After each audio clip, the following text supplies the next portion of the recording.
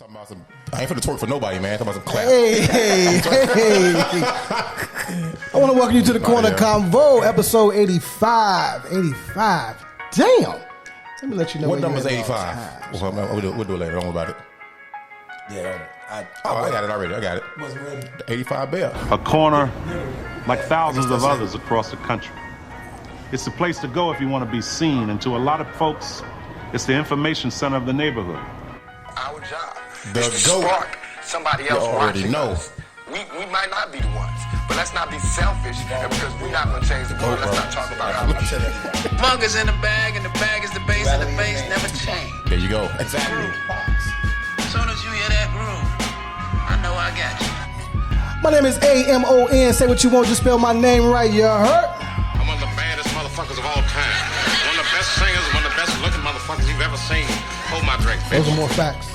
Okay. All right. Next up, we got my boy AB in the building. What's I'm good? about to be on some real murder shit, eh? I'm telling you, man. Any nigga that ever looked at me wrong Do that bulletproof one through the gas station owes me money for no reason at all. or ever said any jealous bullshit about me is fucking dead. You understand what the fuck I'm saying? Hey, they're fucking dead, man. Indeed, I do. Time you got to do certain shit. It's just Now, if you're listening or if you're watching, we have the Bills report in the building. Let's throw it up. Let me get some hand claps for my boy in the building, man. You know what I mean? You know, special edition. Special delivery from out of town. What's good, brothers? What's good, man? First and foremost, okay? Welcome. This is Mr. Curtis Bills. Bills, aka the Bills Report, man. Most And definitely. Thank you for joining us today, man. This is not, we're not, he's not a guest, okay? He's on the show. All right. Big facts. Brother McKenday couldn't be here today, you know, so he gave us the blessing, Shout out, you know, the show must go on. So it's crazy because we just talked about this a couple days ago before I called you, maybe a week.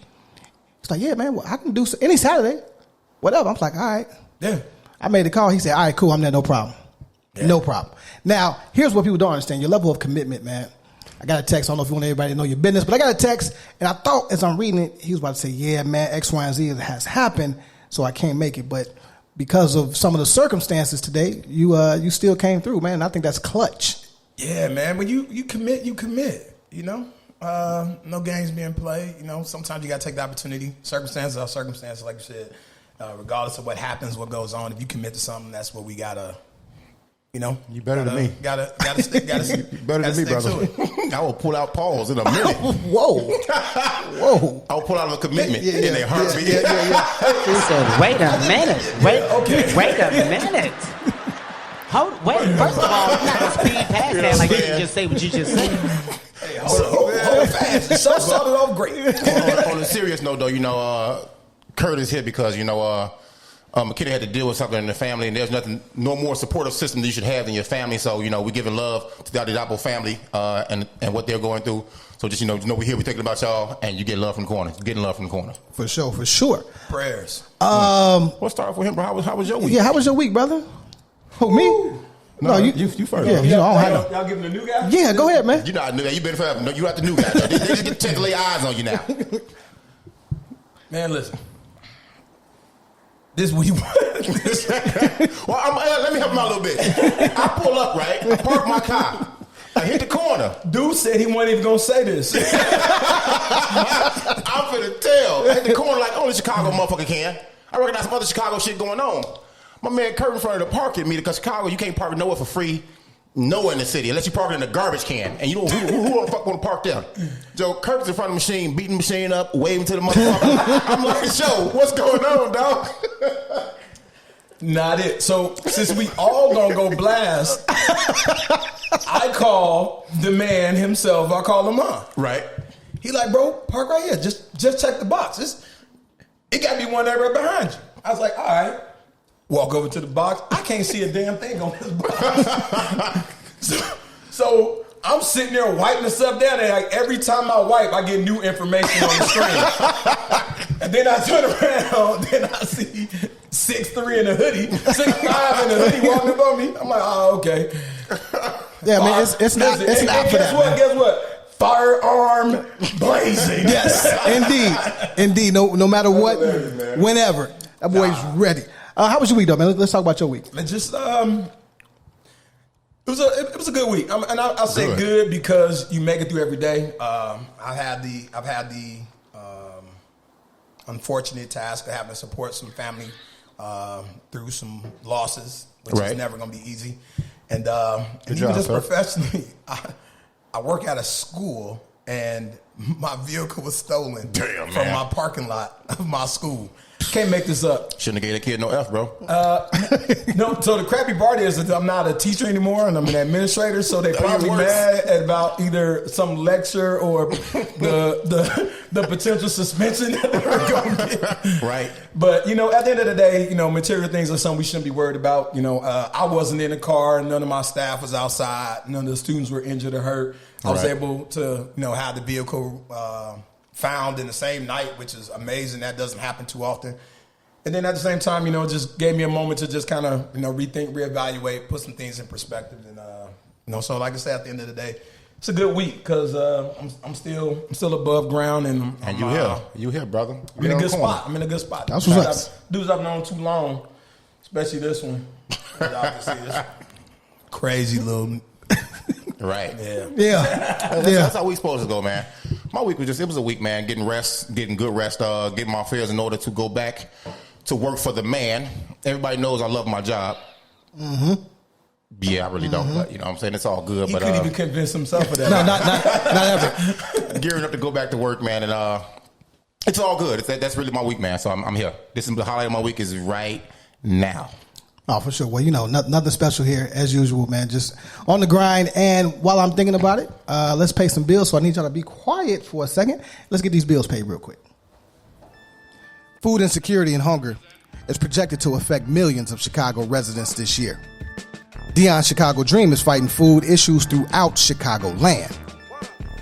With its Dream Deliveries program, the Dream Team is stabilizing access and quality. To learn more and donate, visit www.Dion'sChicagoDream.com or search at Dion's Chicago Dream on all social media platforms. Again, that's www.Dion'sChicagoDream.com or search at Dion's Chicago Dream, again with an S, on all social media platforms. Feed families, create community, and fuel hope. Professional, dog. That's dope, man. Appreciate that, man. Shout out to Dion, man. Hold on. Shout out Dion. They keep giving you crap about reading, bro. That was you like that? Phenomenal. Hey, man, that wasn't him. When the check comes, man, it's different out here, man. And this is why I always stood behind my guy. Y'all was giving him crap. Like, give him some time, man. Give him some time. Hey, love, man. Give him some time, man. Yeah, man. That was dope. That was amazing. So shout out Dion. For real, go check out his movie, man. He is doing wonderful things in the community, man, and he's a friend of the show. Squad for life. If you want to be part of the change that's going to actually mean something and be progressive in the communities you live in, man, go check that out. Absolutely. Yeah. All right, so let's great calls.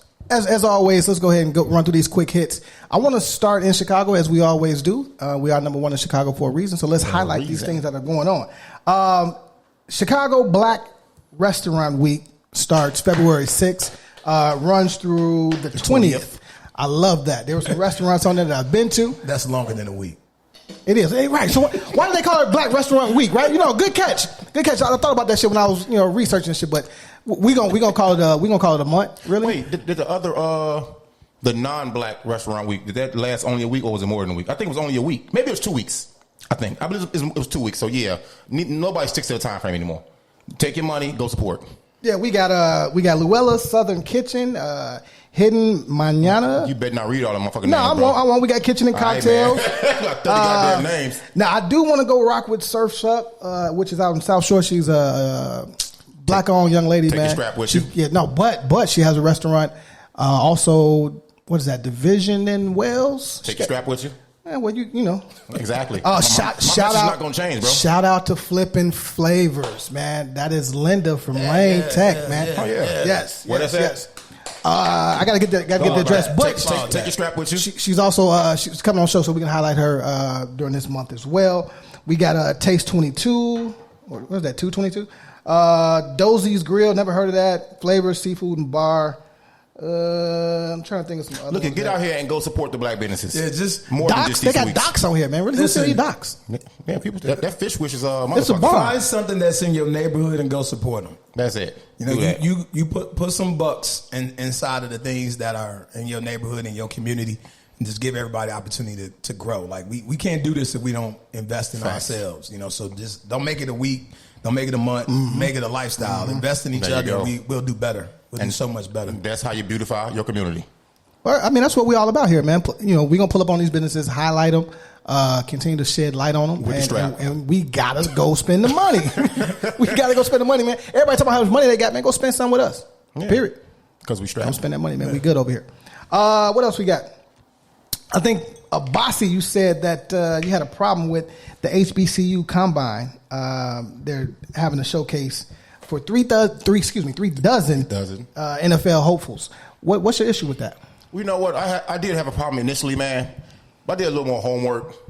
And I still have a problem with that shit because of the sheer numbers. But I think that's because there are way less HBCUs than there are other institutions out here. So our regular combine, even though it's still invite only, you know, for the regular combine, not the HBCU combine, you know, so only a select few get invited anyway.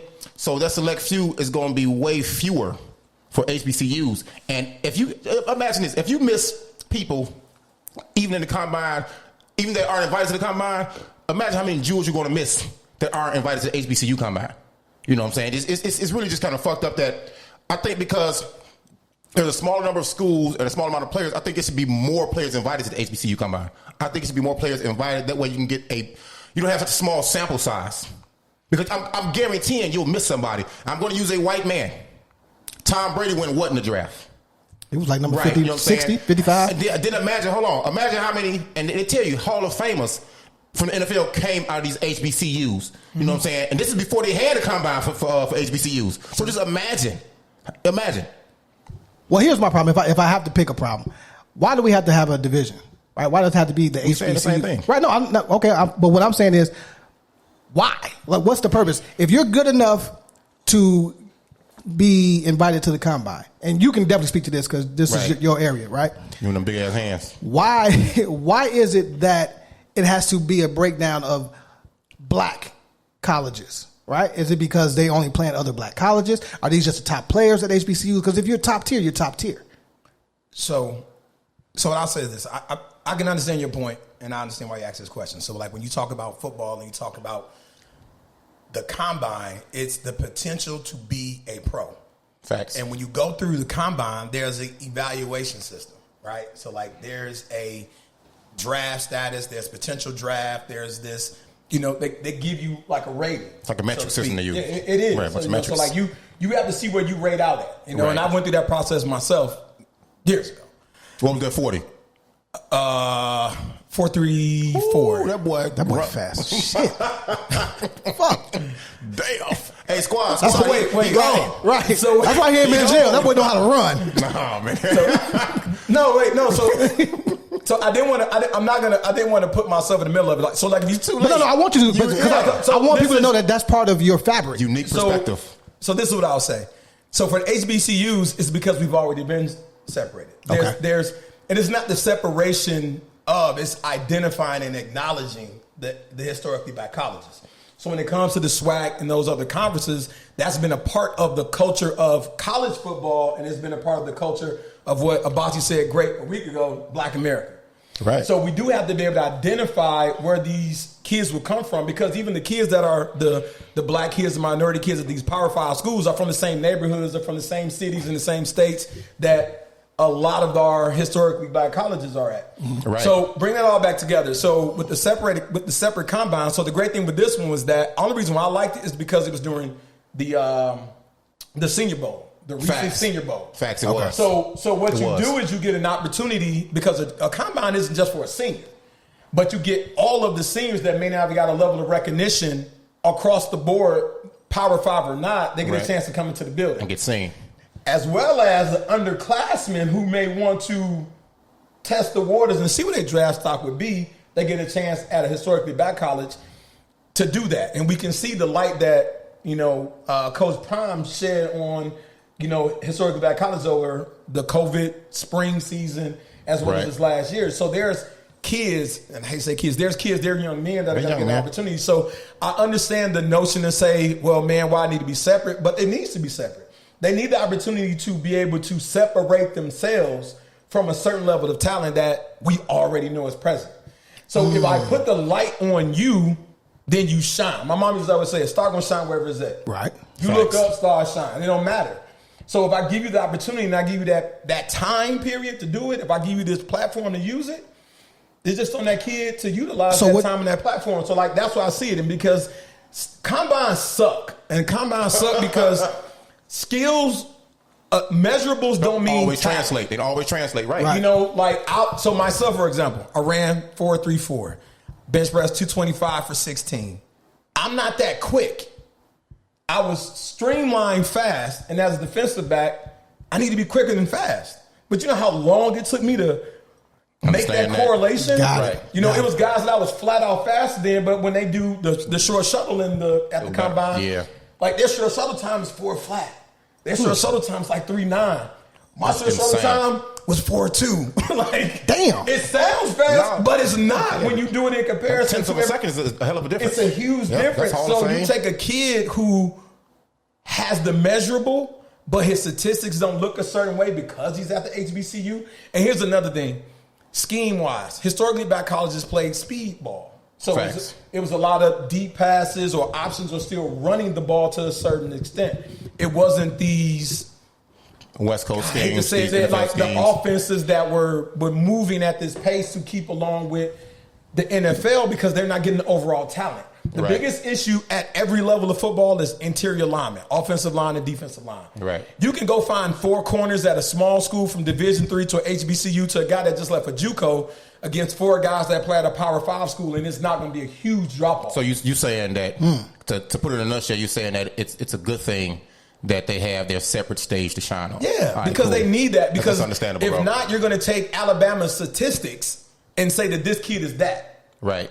Compared to the Jackson State kids' statistics and say that he is this. Right, gotcha. So they need that opportunity because even though I said it sucks, but they got to put their measurables next to their numbers. So without this, they don't even get an invite to the... No, because it's going to be based on statistics alone. Got it. If you're not an All-American, if you're not first team All-Conference for multiple years, you're just a guy. You're one of the many. It's fortunate that this next quick hit we stay in black, though. Yeah. No doubt. Yeah. Brian Flores sues the NFL. Okay. Love it. Love it. This should have been happening. I'm mad at some of these coaches that didn't do what Brian Flores did. Now, here's the thing, right? Tell us why he sued the NFL. Go ahead. I'm sorry. You ready? No. Go ahead. No, this your shit. Go ahead. Get it off. Get it off. Get it off. You lay it up. Tell us why he sued the NFL, Lamar. If I'm correct, he's black and didn't get the right shot at a head coaching job like most NFL agencies. I say agencies, organizations, right? Organizations, yeah. They don't historically hire black coaches like Hugh Jackson, right? He's now at Grambling State.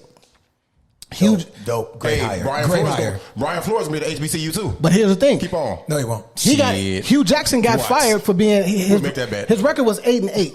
His record was 8-8, and he said himself he will probably never get another chance at an NFL job.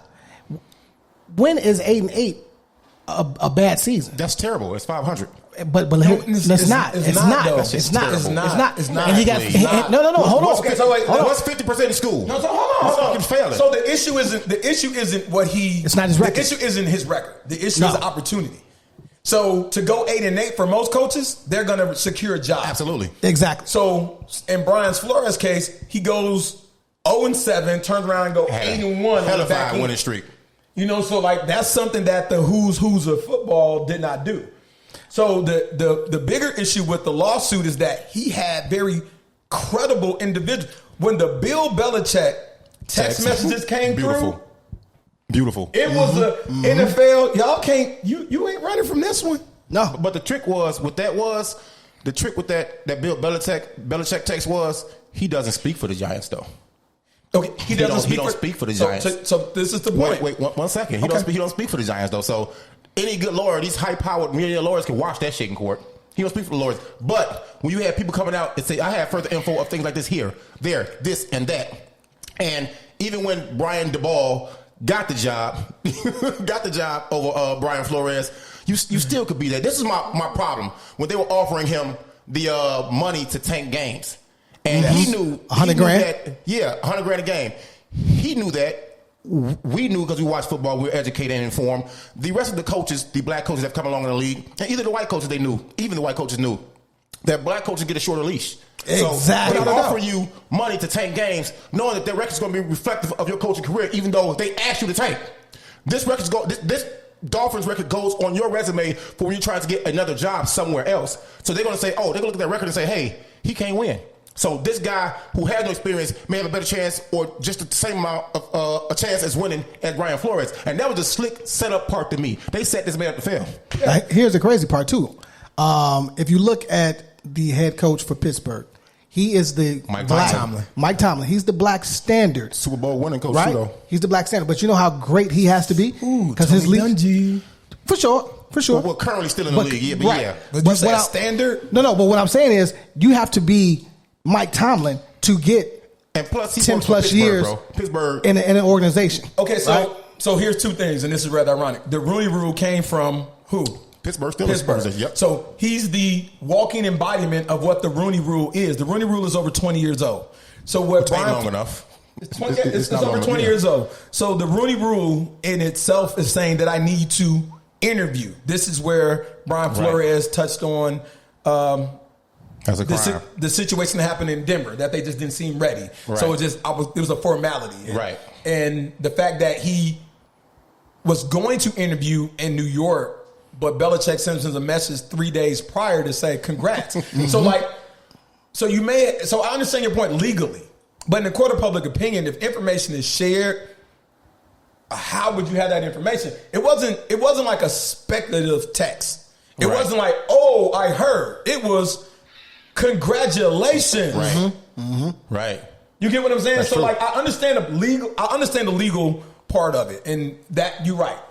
An attorney will say Bill Belichick is associated with the New England Patriots. He's not associated with the Giants brand. He didn't ... But the fact is that a reputable winning coach who has a 30, 40 plus year history in the NFL texts his former assistant. Both of them were former assistants. But he texts his former assistant. Yep. Congratulations. Yep.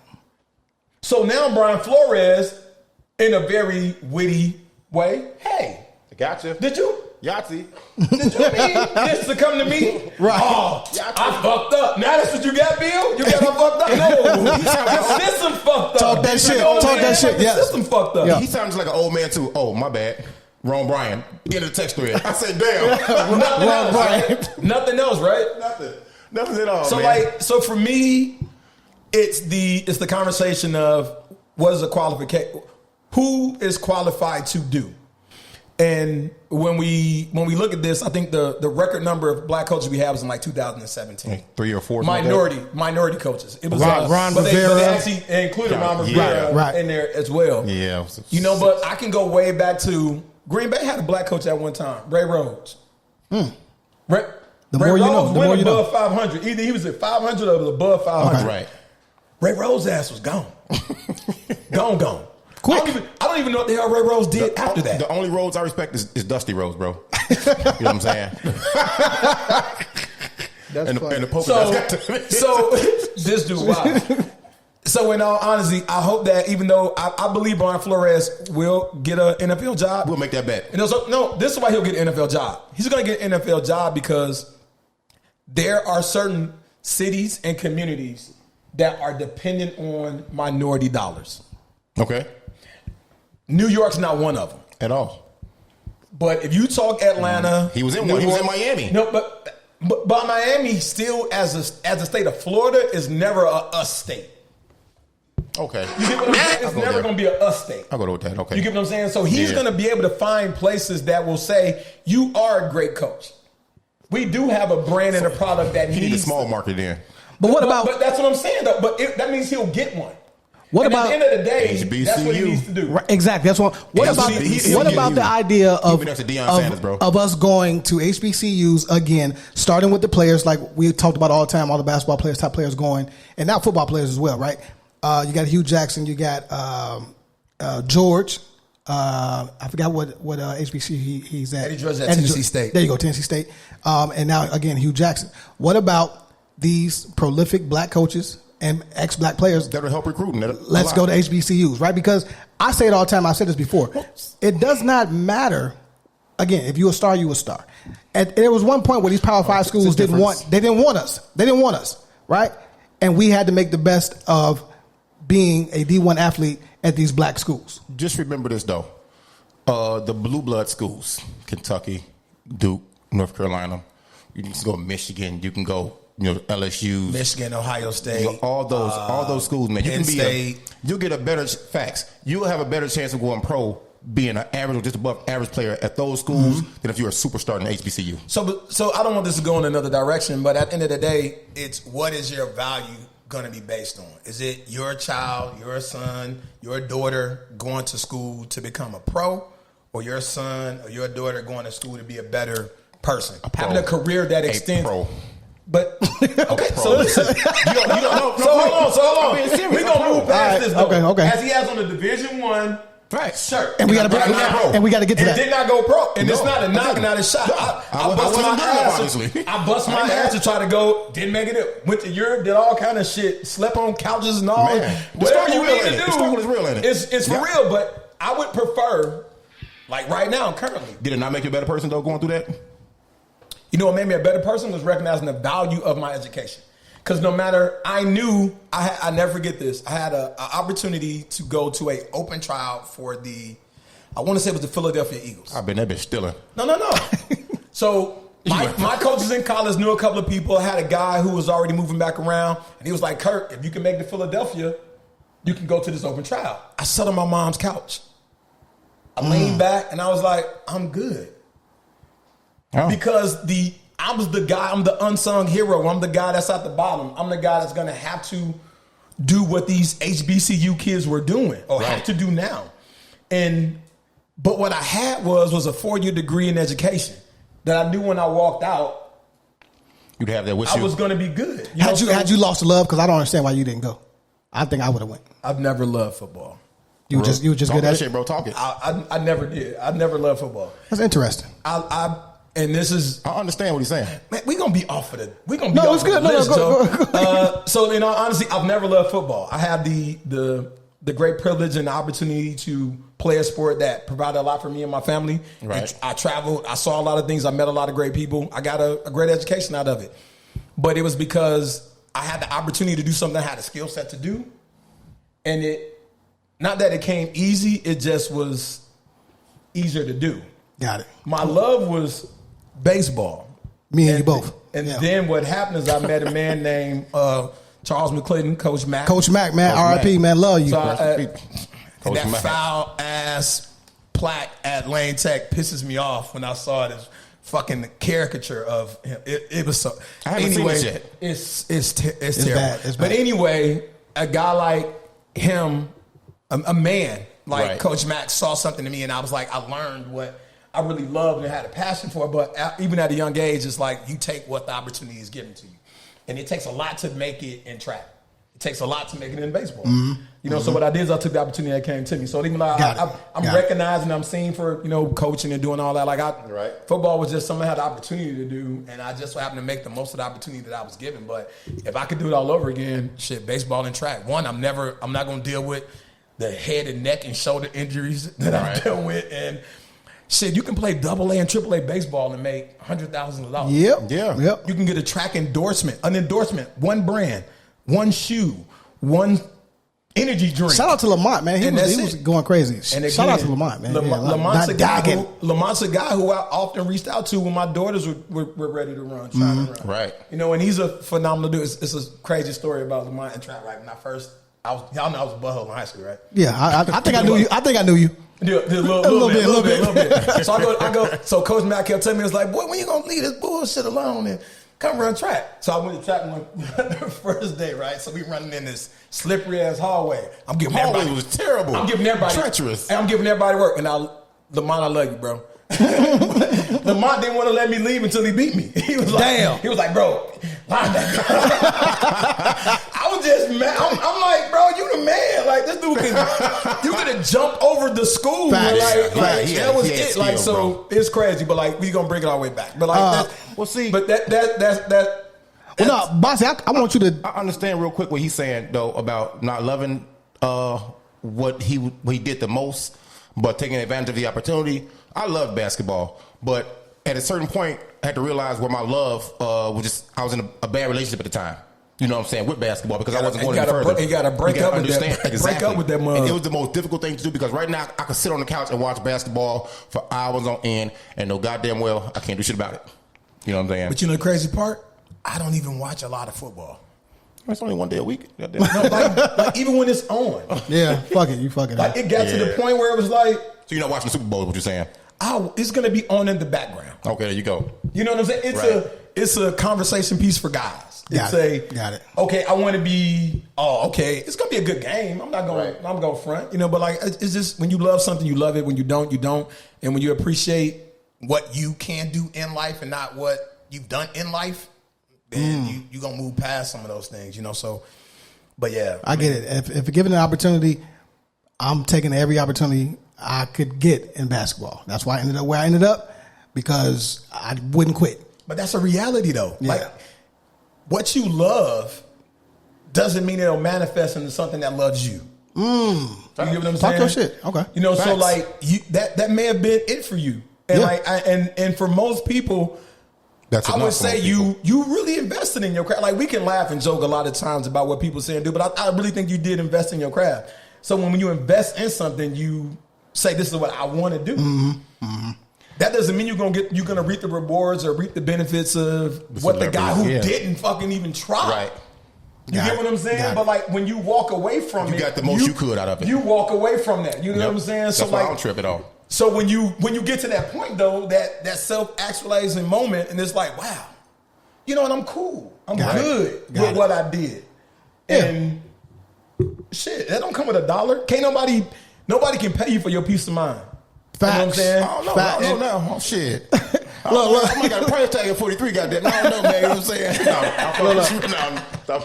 No, but for real though, you know what I'm saying? Like I think that's what all of us being athletes at some point, you know, you're not gonna dunk at the rest of your life. You're not throwing assists the rest of your life. I'm not gonna score a touchdown the rest of my life. I'm not gonna get interception the rest of my life. Yeah. I gotta be comfortable with the rest of my life. And this is where That's cold. When you look at these athletes that they leave the sport, bro. They don't know who the hell they are. Nope. That's true. That's true. Like you could take the best of the best, and they all have struggled with trying to figure out What's the next? Who the hell? The only guy that was in that space ain't here no more. That was Kobe. He was the only guy that kind of, and I'm not gonna say only. He was one of the ones that we saw kind of have an idea and comfort in where his next chapter was gonna be. So Abasi, you are rocking the Indiana State Sycamore representing gear. your Sycamores. Absolutely. Can we talk about the disgraceful, nasty, I don't know, stupid shit that they did the other day? Well, we should though, because I mean, No, hold them accountable. you Hold can them accountable. have your heart in the right place and do the wrong thing, or you can just be a fucking moron. And they were fucking morons. So they put up a post the first day of Black History Month. It said, in celebration of Black History Month, they had 3 different color fists. One was light skinned. That was my first problem. We're honoring our Hall of Fame members who have made an impact throughout the years. Today's spotlight is on, take a second to think, not say this name, tell me what color you think this guy is. George Chestnut. Sounds like a white guy. Shay Whitey's in the building. Absolutely. We're going to put the screenshot up too. He was absolutely a white guy who had nothing to do or contribute to Black history. So, being the smart, first of all, the AD. Hold on. So there's no Black Hall of Famers at Indiana State? Definitely is. Savante, Carl Nix, yeah. Shout out to Savante. My name familiar. Nate Gray, my teammate, the Hall of Famer. A dog. We coming to holler at you too, Nate. NBA referee now, Miami Heat. Oh, okay. You know what I'm saying? Okay. Here's the ADs. Sherrod Clinkscales, name fool me from the jump. So a brother named Sherrod made this decision. Sherrod Clinkscales, okay? You know. So he says, A note from the athletic director. I apologize for the post on ISU's athletic social media As you should. today that was meant to celebrate Black History Month. I love the voice. It was my mistake. An egregious oversight, but not something done on purpose by anyone. Still, period. It denigrated the many contributions of Black athletes to the rich heritage of ISU athletics. Lies, because it's a small percentage of us there. For that, I am deeply sorry, and I must and will do better. Sherrod, you didn't even know this fucking shit went out. Give him credit for that. So Sherrod, Give him credit for denigrate.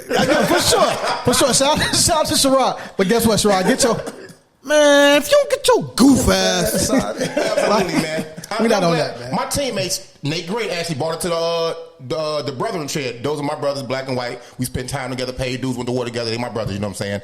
They were appalled more than I was by it. I laughed at that shit, looking like, this is hilarious, because I didn't expect them to get that shit right.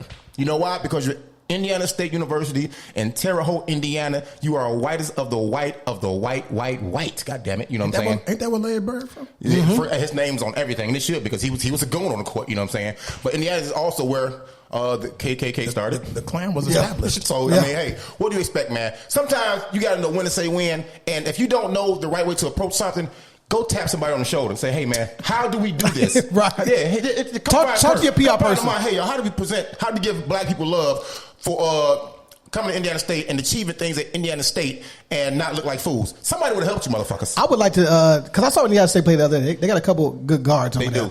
And I would love to talk to one of them to see what they thought about that post. That's easy. But here's the deal. It's a Division I school in the state of Indiana who could care less about the minority population or the black population in their state, let alone the United States. Right. And the percentage of African American, and I detest myself when I say the percentage of black athletes. No, but saying the way that the rest of America can identify. It's just that's not a concern. Their dollar is going to be in the overall enrollment and endowment to Indiana State, which is not going to be a part of our community. It's not going to be a part of what they care to. So in Indiana State, however far they go, conference titles, non-conference title, NCAA appearances. We made a tournament, goddammit. Yeah. You got your ring. I do. How long ago? It was 2000, bro. I got March Madness buckets, you though. can't take it away from them. They can't change what we want. I got March Madness buckets, though. You did. I got March Madness buckets. Yes. But you understand, but that's it. That's that thing that we have to fight, which is why I say those HBCU kids need that opportunity, because good time back. If you let's just say this. Let's just say you gave a combine for basketball, football for black athletes to be able to be recognized. So that means a guy like Abasi, who could have came from Indiana State, which is a reputable mid-major, right? He wouldn't have to worry about doing anything else. I mean, like, you know what? Let me go to this combine.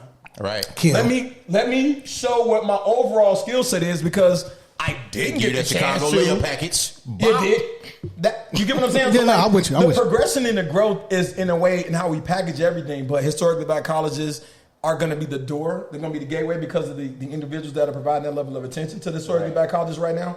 But the amount of attention that blacks have provided to these Power 5, these top level Division I institutions, has been something that they've monetized on, taken advantage of for years. Facts. All right, so to bring this right back in, so Lane Tech alumni, Fritz Pollard, was the first black head coach in NFL, well, in professional football history before it was the NFL. That's professional football. Okay. He's a Lane Tech grad. You know, Ivy League, Ivy League institution, was a Rose Bowl freaking MVP. But you wouldn't know that. Why? Because they ain't trying to tell you. And it wasn't, it's not glorified. It's not attractive. It's not, right. You know, so even though we're talking now about a coaching issue and a coaching decision about minority coaches, then we can still reference very relevant individuals that were prominent coaches in professional football.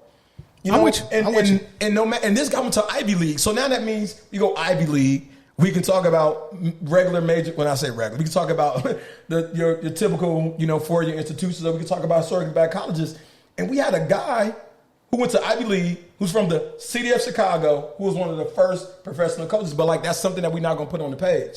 You get what I'm saying? So this boy Kurt. fucking going, ain't it? And in total, all I'm saying is that, like, when it comes to sports and the avenues that they give us, we got to push back. When it comes to statistics, we have to really look at the statistics and say the percentage of players is not what I want to put my focus on. It's going to be the percentage of change. You know, how much did this person influence, change, or alter the decisions of the minds of the individuals that have the ability to do something different? And that's what I think that's the beautiful thing about what Brian Flores is going to do, which is why he will get a job and why other black coaches will come back. Now check this out. Other black coaches will come out and support him. I'm with you. Check this out though. I just realized something. McKinney is a teacher. You're in education.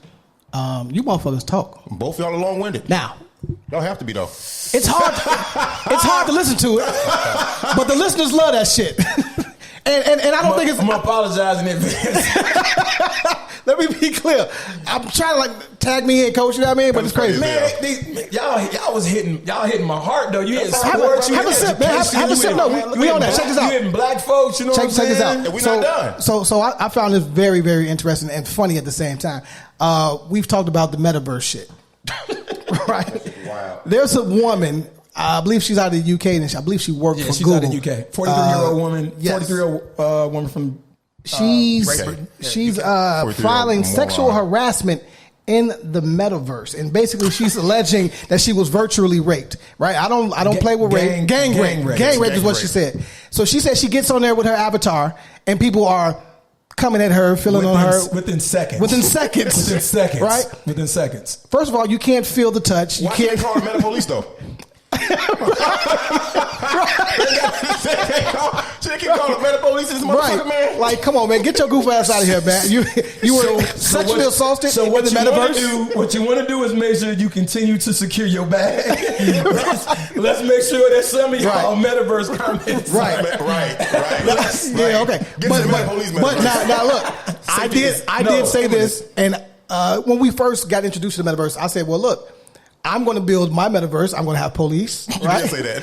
I'm going to have builders. You know what I mean? I'm going to have everything that a actual city. Because I used to play Sims. You ever play Sims? No, I didn't. Okay, so it was weird. Like you would just build your whole community, right? It was just some weird shit. I was on some geek shit, but no surprise there. But right. So this is what this metaverse shit reminds me of. And you go in there with your avatar and you claim that you are sexually harassed. Like there's no law enforcement agency that's going to take this claim seriously. And maybe you can speak to this. Let me touch I would down like a you to little speak bit. to it. Let me touch down on this subject a little bit. I'm gonna be serious about it. Yeah, Damn. touch on this subject. On the rape subject. Wait a minute. Down on this subject a little bit. Yeah, on this meta rape. Rape is not a funny word, so we're not not making at all. fun of it. Okay. No. This is an extension of, you know, I'm a woman, believe me, you know, type of deal. And I'm okay with that when it's an actual thing. But let me be a little more definitive of what I'm saying. To me, the problem was not with the men, the avatars assaulting the male avatars assaulting this female avatar.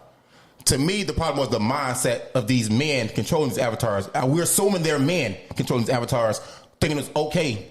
Well, she said voices were associated with the avatar, so she subscribed to these men. So I won't take her word because she said you got gang banged in fucking digital space, bro. So to me, that's caution for me. You know, I don't know her state of mind, so I can't say that's why I'm not even shaming her.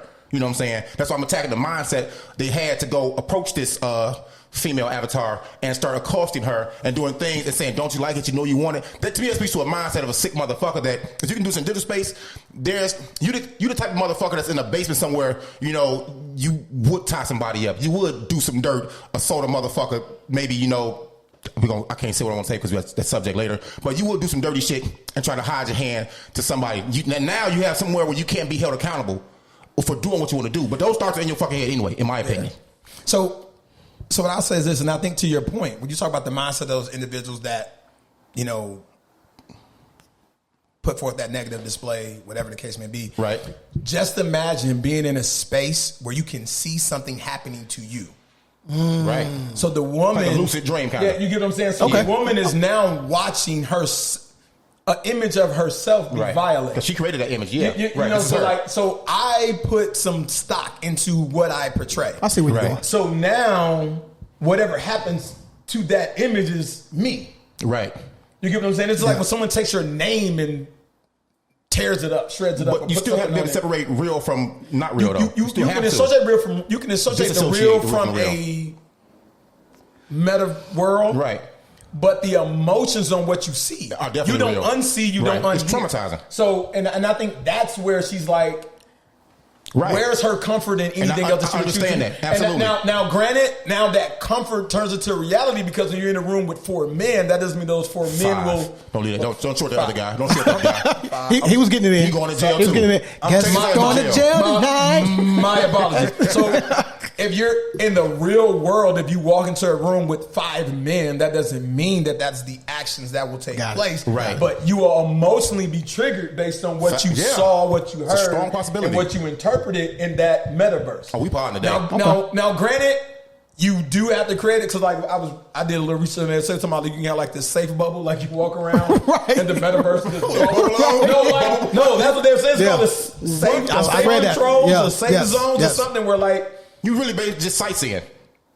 Pretty much. You're being a voyeur. You're really a voyeur. You're just moving around, but then it You're a voyeur. limits. So what it does, in all honesty, it takes away what it actually is. It takes away the physical interaction. In the metaverse, there's no physical interaction. Right. So Not if yet. I eliminate what can be a pseudo physical interaction in the metaverse, then I don't have that. So I'm in my bubble. Right. You get what I'm saying? So, like, those safety protocols or however they want to do it. I mean, the world has grown into a place where people want to be distant. So how can you go? You want to speak on this, Amon? No, go ahead. So how do you rectify? What does you want the metaverse? So here's the thing: the metaverse is new, right? So you won't know how to rectify it until certain things happen. Then you put up stop signs, the bubbles, all that, right, to protect people and just, I guess, again, protect your emotional space, your mental space. Because I never thought about it like that. Because in my mind, it's like it's video games, right? No, but in a woman's mind, like, no, she was violated, right? It was a good point. I'm still not going, but I understand. It's cool. I'm not going.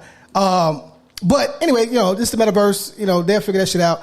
I'm not on that. I haven't bought any space in the metaverse. You know what I mean? I'm holding on to I'm buying real land out here. You know what I mean? So making moves. It is what it is. Actually, it's only up and it's only us. It's only up. It's only us, man. There you go. Speaking of which, I got to talk about Tribe Called Quest, man. Shout out to them for being nominated for the Rock and Roll Hall of Fame. It doesn't happen too often. Let me ask y'all this, and we don't have to be long winded on it.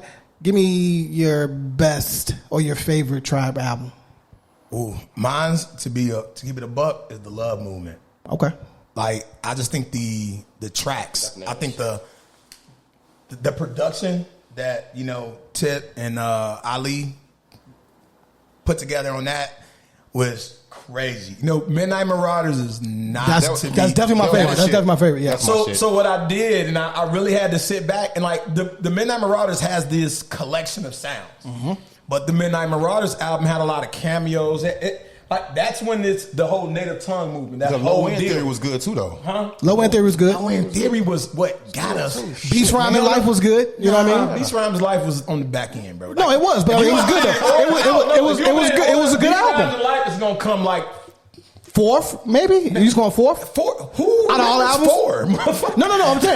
I'm saying. I'm talking about my favorites though. Like so. Okay, so cool. Yeah, I get what you're saying. Midnight Marauders was my favorite, but man. Ooh. Man, it's all good. That's what I'm saying, right? That's what we do, when you listen to Midnight Marauders, it catches us in that space. We're talking about a group that literally puts all of us in the same space. Yes. So when we talk about Midnight Marauders, it really puts us in the space of that growth and evolution. And you see them, the Love Movement, we're almost men at that point, 98. Right. Love Movement come out like 98. But see, so you're experiencing a lot of the things that they're saying in the Love Movement, which is why when I listen to it, I go, I can get the nostalgic moment from the Midnight Marauders album. I can get the nostalgic moment from the Low End Theory. But when you get to, or even the Beat Rhymes of Life, keep it a buck. Like, I'm not going to, I'm a Tribe fan. Like, anybody that know me, they know I'm a Tribe fan. But just the arrangement, the tracks, the level of production. Right. Man. And then for us as a timepiece, I think that's really where we were at. I'm with you. You get what I'm saying? Like, so no discredit anybody. And let's talk about one second. I think my favorite song from them, it's not their best song, but a song that really hit me in the heart because I think I was in college, and sometimes you get a little depressed, you get a little lonely, even though you got your boys down there, you can call home, call your mom, dad, your brothers and shit.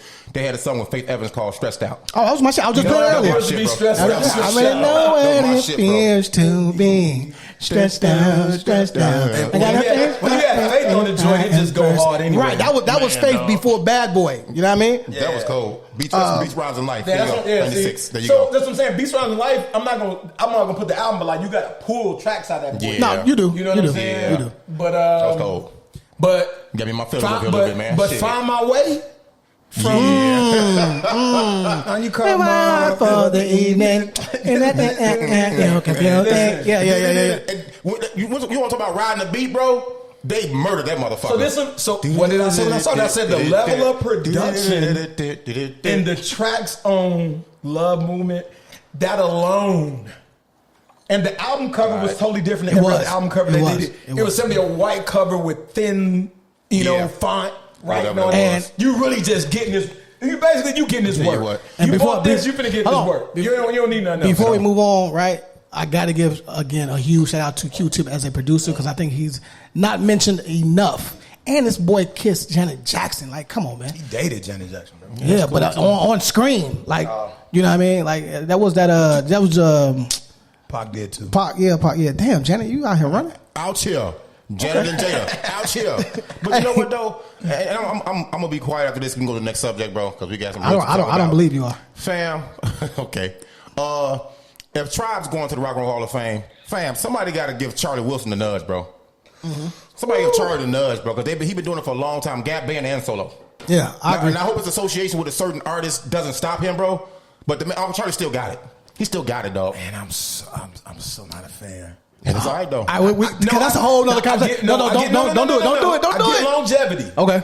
Longevity. Quality. Yeah. So, but what I'm saying is social awareness. To be a fan of something doesn't mean I don't appreciate it. I'm just not a fan. Okay. There you go. Just not a fan. All right, that's fair. So I definitely understand that. When you talk longevity, I think that's the one thing we always reward. Drop the bomb on me. Yeah. You reward longevity. Tulsa. Without a doubt. Right. And he's definitely done it as a group member and as a solo artist and all right, let me Uncle Charlie to everybody on this. Yeah. Let me speed it up. That's my West shit. Uncle Charlie, where that Charlie? Where that Charlie? All I know is Charlie and Joe. No Sundowns and Kickos. Charlie, I don't hurt nobody. You know. That's funny as hell. So in Chicago, right? In Michigan, Malcolm X Michigan childhood home is being added to the National Register of Historic Places. I think that's dope. I mean, super dope. Why though? I mean, he's one of our black figures, man. His childhood home. Yeah. Childhood home. Well, so I fuck with Malcolm X. This is the home that probably led him becoming a pimp, though, right? Yeah, in East Lansing, Michigan. Actually, what happens is his dad built that home. Right. So we're talking in the 1930s. His dad was well off enough to be able to build his family home in They East doing it Lansing. because of his name, bro. Nothing that happened in the house is Oh, going the to crazy part is this. You know what the street actually is called? What? Malcolm X Martin Luther King Boulevard. You lying? That's hilarious. The street is actually Martin Luther King Boulevard. So Malcolm X's childhood home is on Martin Luther King Boulevard. They're brothers. Take your strap. I like how they did that. Hey, also, look, fuck it. So we talked about the Bill Cosby doc last week before it came out. Boy. Now we've had an opportunity to watch it. I'm going to go on record and say I was right because I said they were going to glorify how great he was, and then the second part of it, or because it's 4 parts, so the second half of it would be tearing him down. The only problem I have with the doc, I didn't think that they really gave any new information besides 2 things. The 2 things that I love, it looked like Cosby had a nice jumper. Did y'all see the picture? Nice who? Jumper. He shoots jumper. What? Right? Look like, because I think he played at Temple. Not played, but he did. He was on track team or some shit. He was an athlete. He was an athlete. He's a multi-sport athlete. Yep. But the doc also captured brother Bill Cosby using the N-word several times, right? Which I argued last week about. He told Eddie not to do that. And it's not a curse word, though. No, he said the word nigga. It's not a curse word, though. It's not. But his whole thing is black education. You don't have to be that guy, right? To get your point across. You don't. I don't. So I mean, again, we don't use the term on the show at all, right? I hate the word. I thought that was interesting. Very true, bro. So Kamal Kamal Bell. Kamal Bell, who produced the Showtime docuseries. I think he did a good job. But I knew this was going to happen. Now, my only issue is they don't do this with their white counterparts. And my example of that is Hugh Hefner. They waited till he was dead and gone to shoot his doc show how great he was, and then have all the women tear him down. With our black entertainers that live in this space and become huge, pause. Oh boy! They do it now. They do it now and live in color, right? Well, so everybody can tear them down while they're alive. That's not. But fair, go ahead, y'all can go. You know, well, go ahead. You can't say tear Bill down when what they spoke on was shit he actually did, because he did it to himself. If you know what I'm saying, that's fine. You know what I'm saying, That's but fine. I mean, to run back over it now after he's served time and got out because of some shit they did to actually convict him, then yeah, I can see that point. But I watched all 4 parts. I was unimpressed because, you know, like you said, there was no new information given out. And if you paid attention to the case and listened and informed yourself, you knew. You don't get more info or better info than straight from the horse's mouth. Bill said in unsealed docket, I use Quaaludes to give to women I want to have sex with, a.k.a. I drug these chicks so I could fuck. So now, what do I want to see this for? Why are these women, some of these women, re-victimizing themselves? Or why are you, Kamal Bell, re-victimizing some of these women by having this information on this show? Okay, let's start there. And secondly, when the first 2 episodes, every woman that spoke up was white. And I felt myself kind of angry at the same time and kind of being careless or not caring about what they went through. And I had to check myself, because what I understood was this, though. I know in 2022, Cameron's still out here shitting on black men, getting black men locked up, making false allegations and claiming these black men, and they're not getting any repercussions. Then it took me back to a time. Well, hold on. Skip. This is why I had a hard time believing, or why some black people had a hard time believing these white women's claims when they came out, because for years y'all lied on us. Ask Emmett Till and his mom. They lied on him. No, that boy is his partner. No bullshit. This is his name. Dick Rowland, who Sarah Page lied on him, the elevator operator for the Tulsa massacre, started this boy, lied on this man, bro. So now you coming out as a white woman blaming a black man, an icon that we see, you know, who no matter how much you despise him now, his shows are instilled in you. It gave you hope. You know what I'm saying? It shows you can be something different than James from Good Times. It shows a different father. You know what I'm saying? This is before Uncle Phil. He shows you can be middle class or upper middle class and have things. So I had a hard time feeling sorry for these white women, but they had to realize, you know what I'm saying? Hey man, look here. Being a victim is a victim. Bill, in the words of 50 Cent, and I ain't done yet. I'm just gonna pass the mic. Whatever they said Bill did, Bill did that shit, bro. He did that shit, man. And it's crazy that they had to get him on one that the statute of limitation hadn't run out on yet, and it was set to run out the next month. Bill, you doing this shit at 70 something, bro? The first one was 64. Oh my God! The first one was 64. I'm talking about the first incident was the one they got him on.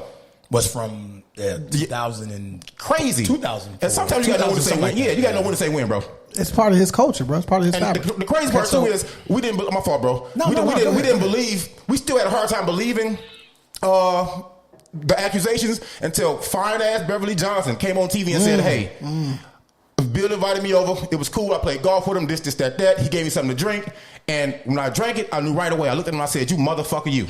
You know what I'm saying? And that's when it hit the black me like, fam, Bill, you doing black women now? But that gave black women before her that didn't say anything strength to start speaking up. Because at first I thought it was just only white women at first, you know what I'm saying?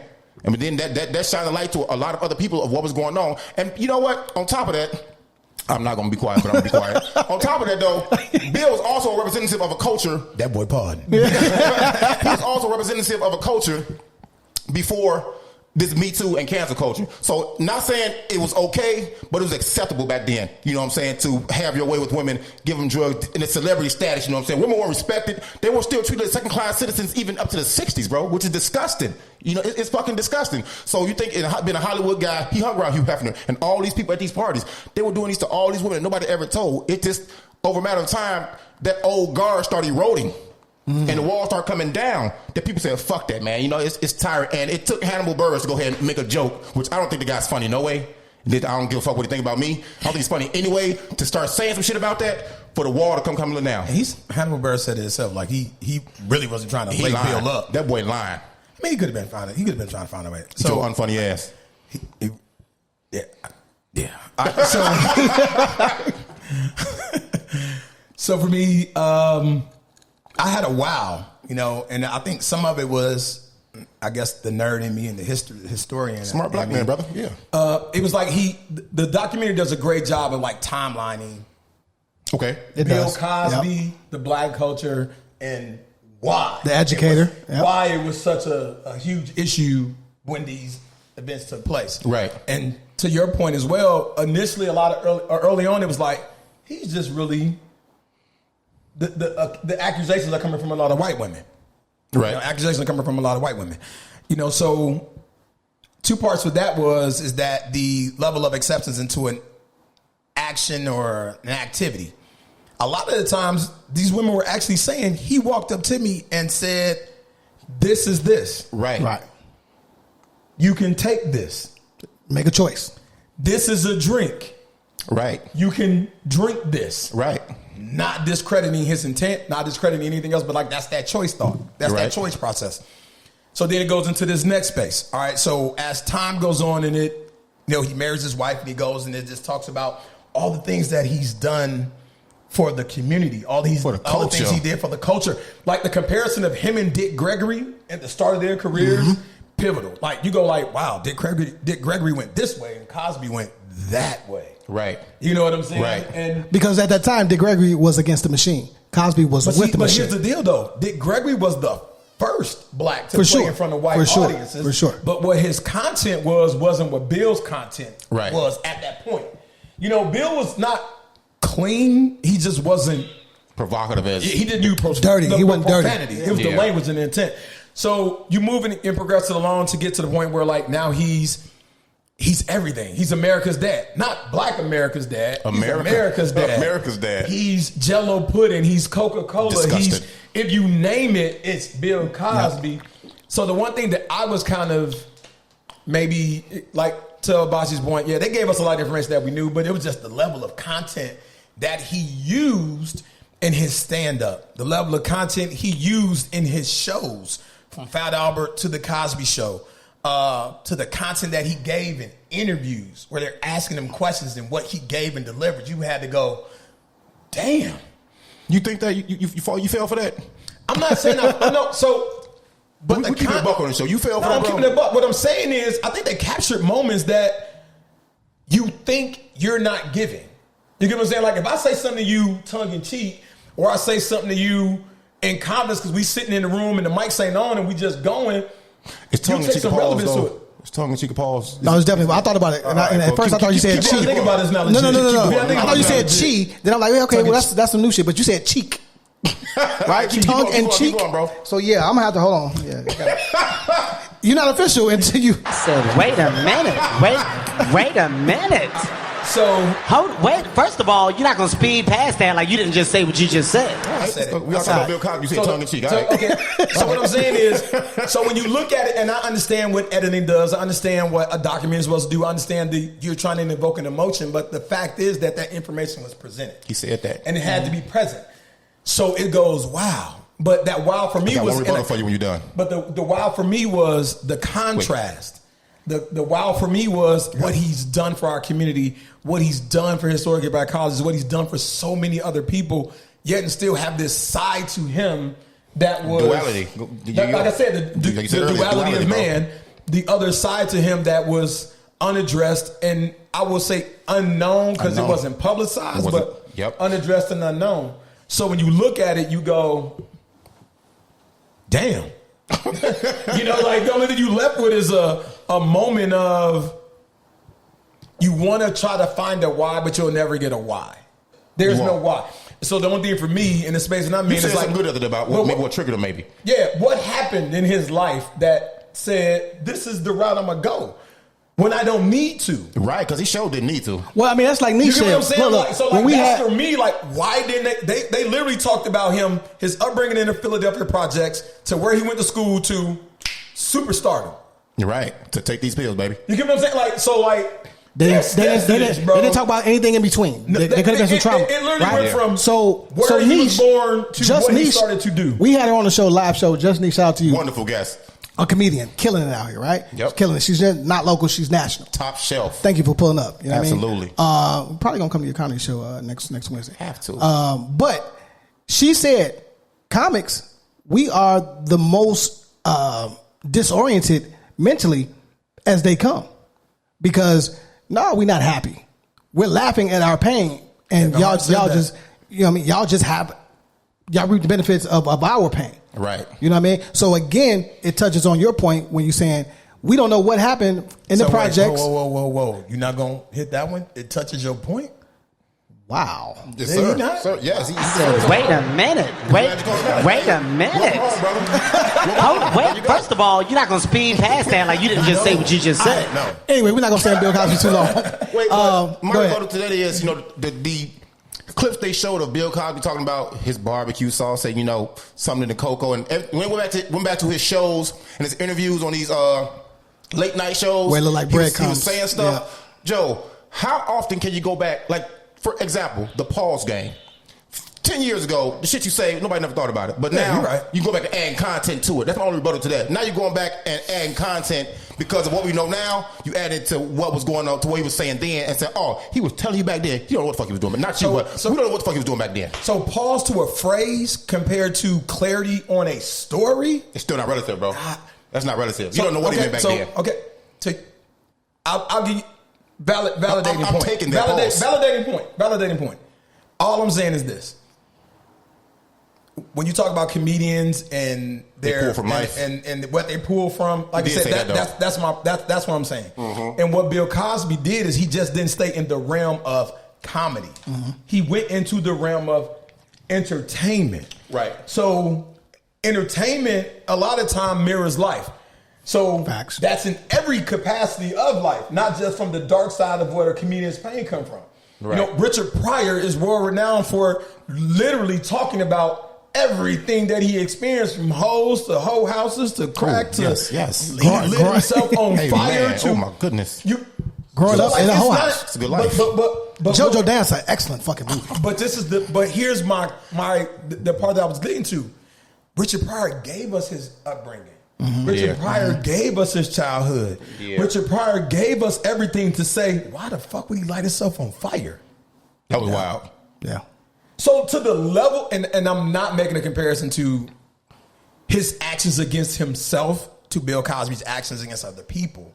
But when you look at the extreme of any action that you display, you have to go, how the hell did you get there? Yeah, I get it. You get what I'm saying? That's the only thing I'm saying. Like, can you unhear everything that you've ever heard from Bill Cosby? Can you I'm not even trying to. Nope, I would never do that. If you got Showtime, go watch it. Okay. Nah, you don't need to. If not, go watch. Go check that shit, man. It's out here. You ain't gonna guess what, man? This dude is a saint. It's topic time. They hate on my topic time. Topic time. Look, real quick. We're gonna touch on this topic. Hey, man. All right. When I said touch on the topic earlier, I got the fucking button though. No, that's not what you said at all. I did say touch on the topic. No, that's not what you said. Rewind the tape. Rewind the tape. Kurt owe me a bet. You owe me a bet. All right, cool. Anyway, when I get this, you owe me a bet. You here now? Flores been an HBCU coach. He's gonna get a pro job. But hey, what's another Coppin State? Here you come. No. All right. So look, here come Brian Flores. Hey, if you went to Coppin State, no offense to you, he's not going to Coppin State. So, in this week's episode, we said 85. 85. And the magic number 85 is guess what? What? The Bears. The Bears. The Bears. The 1985 Super Bowl winning Bears. Good call. Hey, I wore number 34 in Little League because of that man. Walter Payton. Good call. What was his nickname? Sweetness. That don't sit well in 2022, did you? See what I'm saying? You see the point I'm making? Good shit. That good. Yeah. Whoa. The whole Dr. That was his partner. All right, so look, let me ask y'all this. Cat still call each other smooth. That's wild. Should we still celebrate Black History Month? Go ahead. So, I'm a little torn because I don't know. I don't think I have the words to properly put it in perspective. What I'll say is this. again, this is odd that I keep giving Nabasi credit for the great thing he said. So in the show, he said there was a Black America before there was any other America. That's relevant. Powerful. You know, so to include us in American history is very important. But it's also very important to have that moment of exclusion, to give us the opportunity to see the things that we've done. But at the same time, I think then what we would have to do is you would have to encompass all parts of what is America. So everybody is done with the raping, pillaging Christopher Columbus. Right. So you get Indigenous People Day and month. Right. And then over the past 10 years, you get, National Hispanic Heritage Month. Right. There's been this movement to give this inclusion to all people that make up the United States. We were given it in a kind of a backhanded, this is what you have, this is what you get. You should be happy. Yeah, you should take it. Fucking February, too. Dr. King's birthday wasn't a national holiday till like 85, 84. So here's the question. Like here's a question I have before, not to cut you off. Go ahead. But he cut you off. When did Black History Month actually start? When was it recognized? Because that's going to change what I'm about to say. So damn, this is when we need McKinday on the show. It actually started off as a week, and then it expanded from a week. Give me a time frame. Oh my God! After civil rights, I wouldn't be comfortable saying it. I'm assuming after civil rights, right? Yeah, maybe sometime after Reconstruction, January 2nd, 1970. Whoa. Yeah. Okay, so it was a week. February 28th, 1970. When did Black History Month start? So the end of the month, but it started off as a week. Am I correct? Wasn't it a week? And then they took it from a week and they spent okay. it So for that's a month. that. Okay, that's so you go from 1970 to 84, where you give King a day, and now it's like, okay, what can we do? But that's on the heels of Malcolm's assassination and Martin Luther King's assassination and all of the pivotal moments through the civil rights movement that we need to recognize, because we had presidents that was on fuck shit. We had... Let me read it for you while you're talking. Go ahead. During the 1960s, Negro, wow, it's so racist. Negro History Week evolved into Black History Month, like Kurt said. And in 1976, President, his name, officially recognized, President Ford, officially recognized Black History Month during the country's bicentennial NPR report. Yeah. Okay. Absolute scumbag, bro. So 1970s, right? 70s. We're 70s babies, yeah. right? Really 80s babies, really. No, I'm 78, man. Get out of here. You're born. Yeah, right. Carry through. So do you have a 70s memory? Think about what that meant for our parents. Think about what that meant for our parents, and what that meant for their parents, your grandparents, right? Now we're here. We're in 2022. I don't think that Black History Month should be glorified. I'm not even gonna lie to you, because what happens is there's this black movement, right? And everybody loves everything black for 28 days, and then it's gone until next year, right? I thought we're not even supposed to celebrate Black History Month because of Juneteenth, right? Okay. I'm gonna let you finish, because this is gonna create a conversation that I think is a needed conversation. So what I'm saying is Black History Month, cool, but it also it kind of takes me to the Black Combine that we talked about. Why can't we have multiple events though, bro? No, hold on. That's what I want him to finish so we can put a bow tie on this. So Black History Month to me is so saturated and watered down. They don't even teach Black history in school, and then when they do teach it, it's both of them. You think the fact that they try to cram so much into the month, it loses value? Yes. Okay. Yes. I just want to clarify that for the audience. That's it. Because at the end of the day, right, like you just said, I mean, is there an Asian month? Yeah, it's dedicated. Like each race does have a month, but ours is celebrated because this country is built off our backs. Let's be clear. But at the end of the day, to celebrate Black History Month for 28 days, the shortest month of the year, what does that really mean? We're still going through the same things that we've been fighting for since we got here. Okay. So it's like, okay, Black History Month, cool. All right, whatever. You know what I mean? It's a good time for businesses to make money, good time to celebrate it, good time to have fun, right? So, that's the only day you can't get in trouble at work. I told my boss the other day, hey, fam, it's Black History Month, man. I ain't doing nothing. You know what I mean? Don't ask me nothing. You stupid dog. So if you had an opportunity, that's not celebratory. It ain't. That's just being defiant. That's the complete opposite of what you should be doing in this month. Exactly. You know but yeah, I'm not on that. So if you had a chance to, without any repercussions, get a 40-rack PPP loan, you wouldn't have did it? Yes. Okay. If you had a chance to get, STEMI money, clean, no payback, help out, whatever, you wouldn't have did it? Yes. So why would you not take the acknowledgement for a month? Because if you take those 28, this is not a question, it's a rhetorical question, bro. Those 29 days in a leap year, if they take that out the calendar, guess how many days a year they're going to acknowledge you? Maybe one now, that's Juneteenth. And that's fair. This is what I'm aiming at.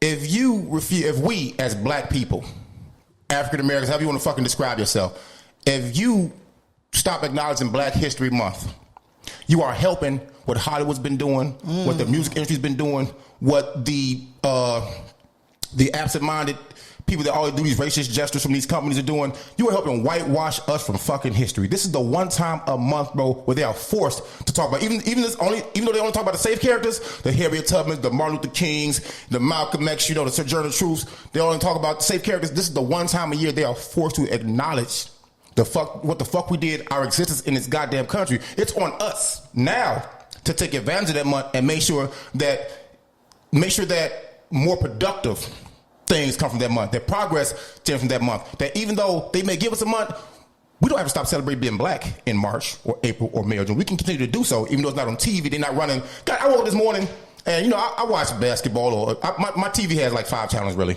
I don't know what the fuck I pay for it. And TNT's one of them, bro. He always repeats that shit. Yeah, facts. That boy don't watch shit. That PS5. That's it, bro. I rolled over in the bed, bro, and it was on TNT, and guess what the fuck was on? Roots. I said, y'all can stop showing this for my fucking life. And see, that's what the problem I have. But understand this, though. If they stop doing that, there won't be any acknowledgement. And I was talking to a friend. Stop showing that shit, man. I was talking to a friend and an avid listener of the show, and she said, I don't let my kids watch, Roots or Birth of a Nation or things like that, because I don't want them to know that white folks did these things to us as a people in this country. I say, whoa. So you don't want them to know that we were treated poorly in this country? She said, it's not like that, but I know when I watched it, I became mean.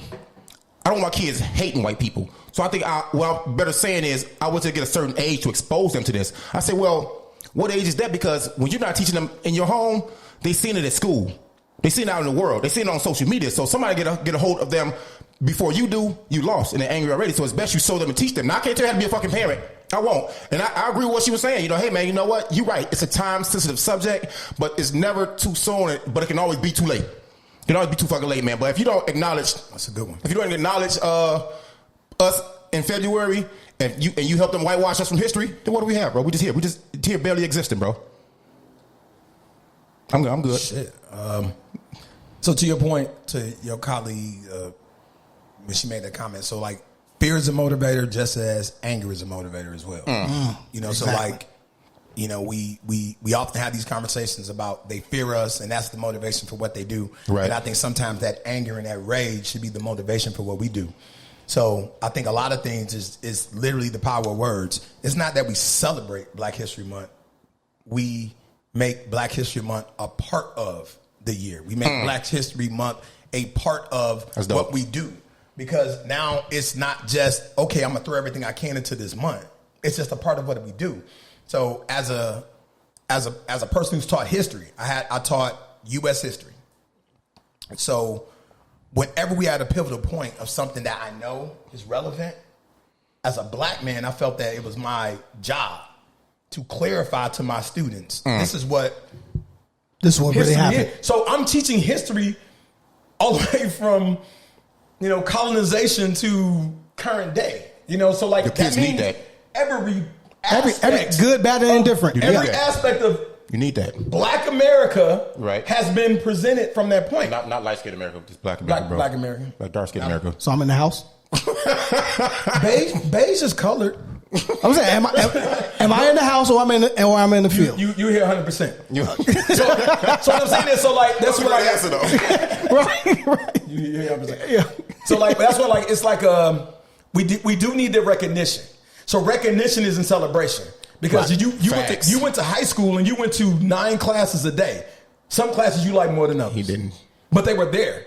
They were present. Right. And you had to attend them all. And all of them gave you a level of judgment because you got a grade. Facts. And no matter how you succeeded, no matter what you gave to that class, that's what you got out of that class. Now, the rest of the world may not, they miss us on June and miss us in October. So missing me in February, I don't really give a fuck. Right. But the fact that it's there, you got to be aware that it's there, and any information that disseminates through that month, you get it. Now, granted, our history and all histories of America needs to be presented throughout the year. Throughout curriculums, throughout everything. And that's why I think it's not that it's a matter of celebration, it's being aware, it's incorporating and including, but yet and still identifying and giving homage or paying homage or identifying these things that separate us from the rest of America. Like we sit back and we assume that every black figure is the same, and they're not. You're not. So John of Truth is not Harriet Tubman.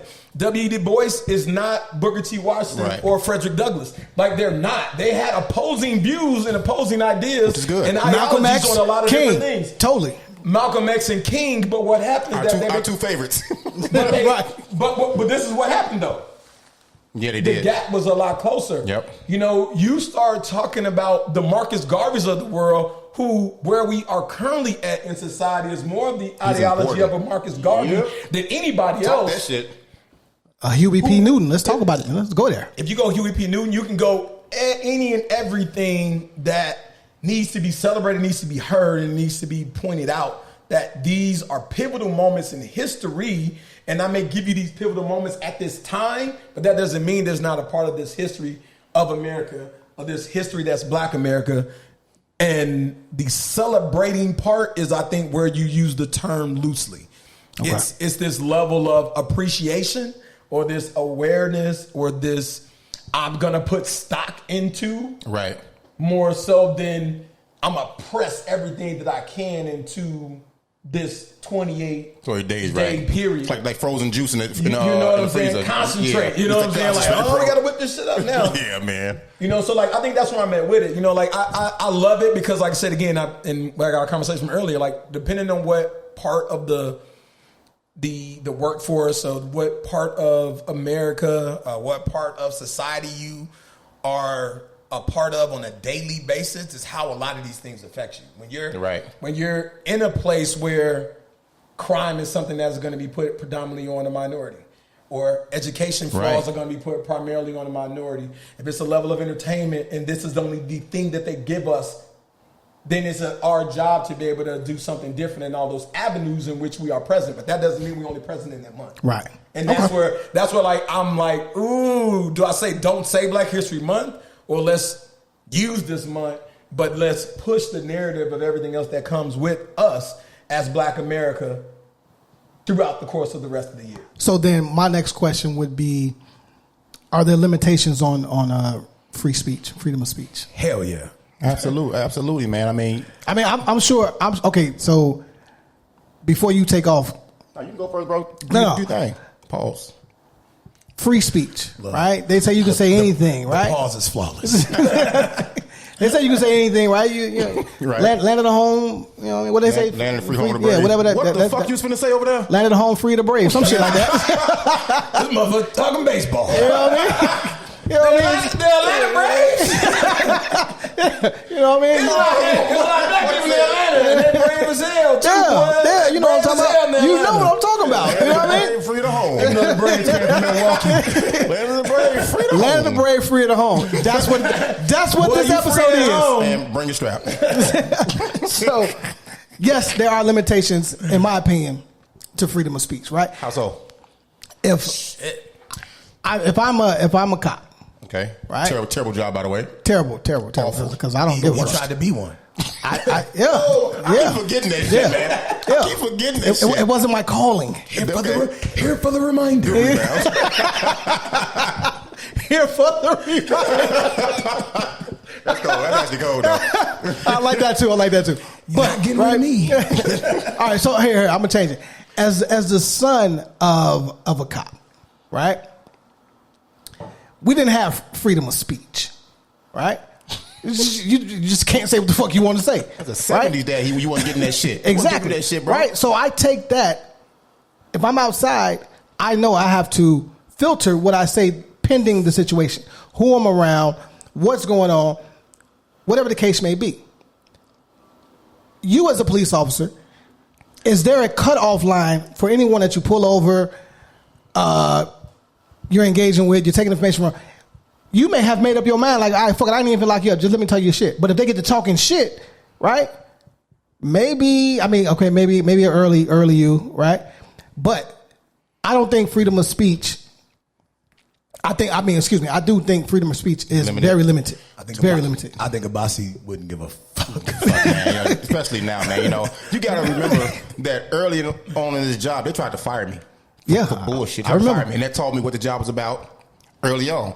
Even that same experience working in the Deering district, which is AKA Bridgeport. Everybody know how racist that shit is.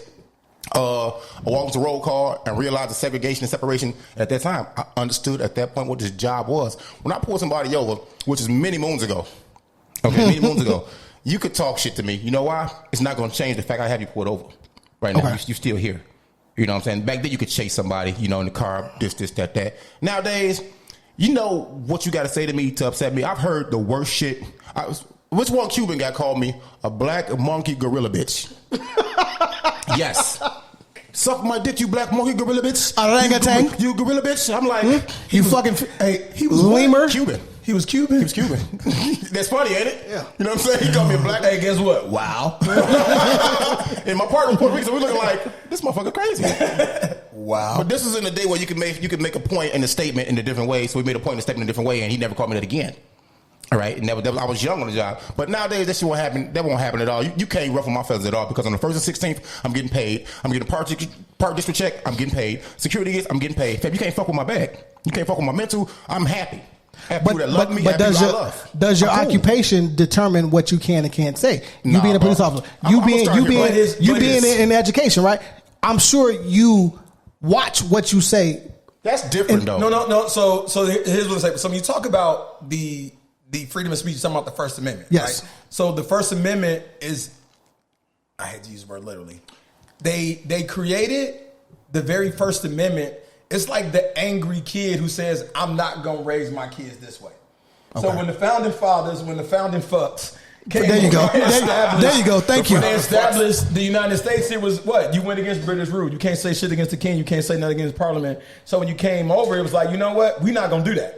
Got it. So what we do is we're going to give you the freedom to speak. But then there were limitations on, even at that time, what you can. So you want to give you the free. So when they talk about speech is what can be seen, what can be heard, what you can receive from what a person's actions may be. Right. So when you talk about freedom of speech in that capacity, then you have to understand that, all right, so my religious choice, what I can put into circulation, what I can, how I can voice my opinions and my concerns is different than when it's applied to a job or a task. Right. Because a job or a task, I am responsible for this job representing something or else. this task, not what your belief system would be or not what you're given the right to do. Got it. You get what I'm saying? So no, that boy's he's podding now. So in his job, he knows, like everybody know, you're a fucking pig, you're a pig, you're a pig. That doesn't mean nothing. I love bacon. Sometimes. Such an idiot. But that doesn't change the rights and responsibility of what his job is. Okay. That person can say they can say whatever. Now you start crossing lines if someone makes contact with him and they do different things, but what I say, what I gesture, what I do is limited to my person. Right. Now when my person affects other individuals, that's where the limitations come into play. So in the classroom, and this is where, like, if you look at the First Amendment, they talk about they start making all these amendments to things. If you look at it, not amendments, they made these concessions or adjustments to what you have the right to do. So a lot of it comes from kids. A lot of it comes from school when the debate is put in place. Okay. Right? So I can't say anything to defame or go against the person for the sake of saying it. Right. You get what I'm saying? Because now I'm just saying some shit. or I can't say it, like they say, like on the plane, you can't yell fire. Or bomb. Because what's going to happen? What happens is that now you put people in a panic, and people I put you in a state where now you're reacting to what I'm saying. I am now no longer free of my own action. I've created this response to this reaction to whatever I'm saying. Got it. And that's where the line always get blurry. So when the CDC blurts out something on the radio, they ain't blurting out nigga though. Excuse my word. And they never blurt that shit out. But that's intentional. I know. We know. You get what I'm saying? So because of the effect of what it would be. Facts. You get what I'm saying? Well, so like, they don't give a but it fuck, is bro. though, because if you, I ain't gonna disagree you get with that. what I'm saying? Like if we continuously sit here and say like I ain't cool with it, I don't want to do that, I don't do it, but I'll let the airwaves continue to pump it, then it's gonna be, but gets to the point where it becomes acceptable. It becomes casual. Right, and that's my and problem. those things that become casual become common, and common things become acceptable things, and now we don't need to worry about the freedom of anything because it's common practice. Here's my little point about shit.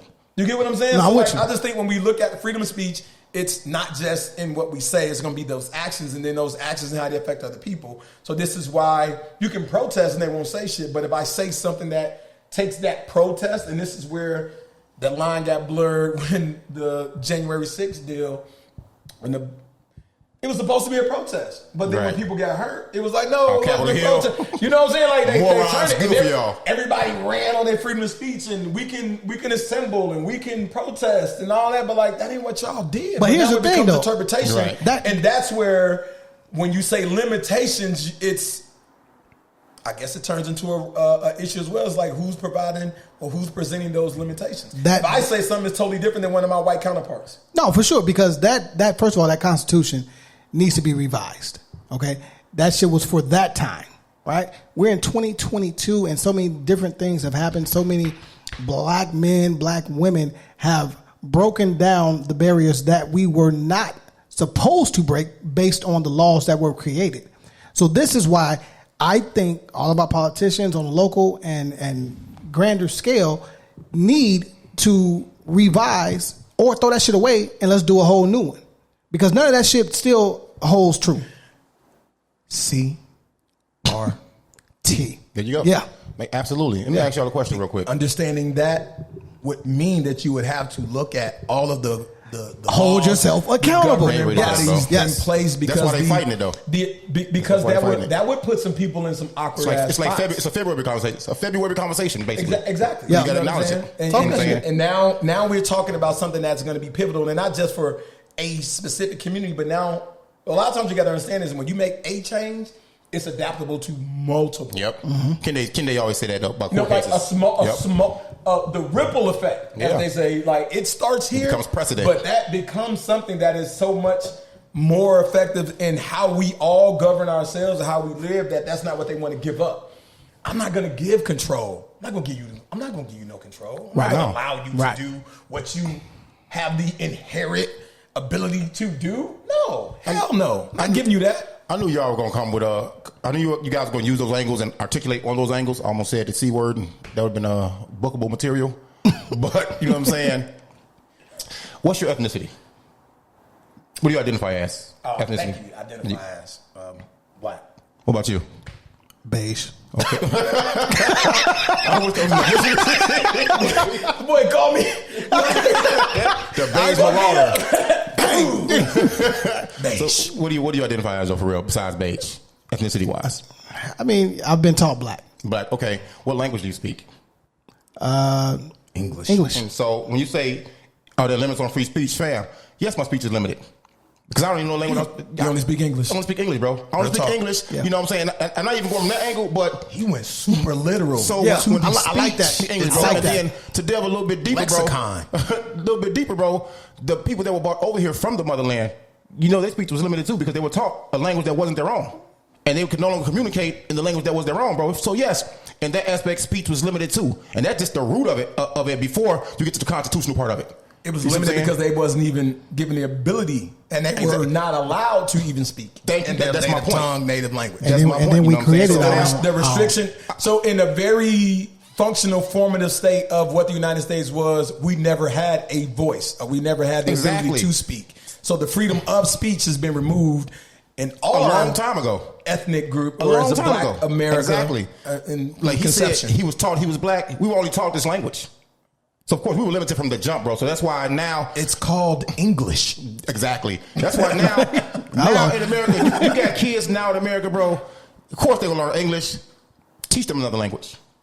Teach them another language, man. I don't care if it's French, which is a base. Spanish is a base of that as well. You know, teach them. Yeah, there you go. Teach them another language, bro, so they can get from behind the 8 ball and start keeping up with other immigrants that are coming to this country voluntarily. And a lot of us didn't come here voluntarily. Our people, our ancestors didn't. You know, we were already here, but for whatever reasons. But keep them on the same level and playing with everybody else, man. So yes, I believe our speech is limited, and you guys hit on the other point. So I just went with that point. All right, well, look, man, it's the corner combo, man. And to you little kids that made bomb threats, fuck y'all. Leave them HBCUs alone, all right? Yeah, like that's like goofy. What kids? What is that? But here's the crazy part, though. Black History Month too. But no, here's the deal, right? They just said persons of interest. They didn't say white. I mean, they weren't black. But they said that they were racially motivated. So the verbiage that the media uses is always like that. So guess what? Freedom of speech. I can say and eliminate a lot of stuff. Thank you. Boom. Good point. Because what I want to do is evoke an emotion. Mm-hmm. What I want you to do is think about what I said. What did we talk about before? Like everything I didn't say is what I need to pay attention to. And look here, J.P. Morgan, Chase Jar raises asses. You let that woman cash that goddamn check next time. She got more. She had more money in her left pocket than y'all had all y'all life. You know what I'm saying? She had your salary in her pocket and y'all mad. What's our sister's name? Y'all. She got a hyphenated name. Dr. Something Mitchell. Look up right now, bro. Something Mitchell. Come on, girl. Dr. Malika Mitchell Stewart. Stewart. Yeah. Keep doing your thing. Fuck Chase. Get a different bank, all right? Go get a different bank. Hey, go find one of those black-owned banks. Go. What's the joint Mike Render? My man Killer Mike's doing. Killer Mike. Yeah. Go bank with them. Render first. Like, we win business first, so you go Michael Render. Rendering. Once again, y'all, it's only up and it's only us. Goddammit. It's the Corner Combo, man. Episode 85, man. Shout out to the Bills Report, man. Oh, man. Hey.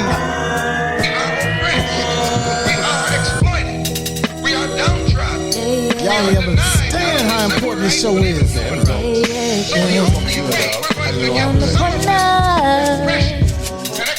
on the corner.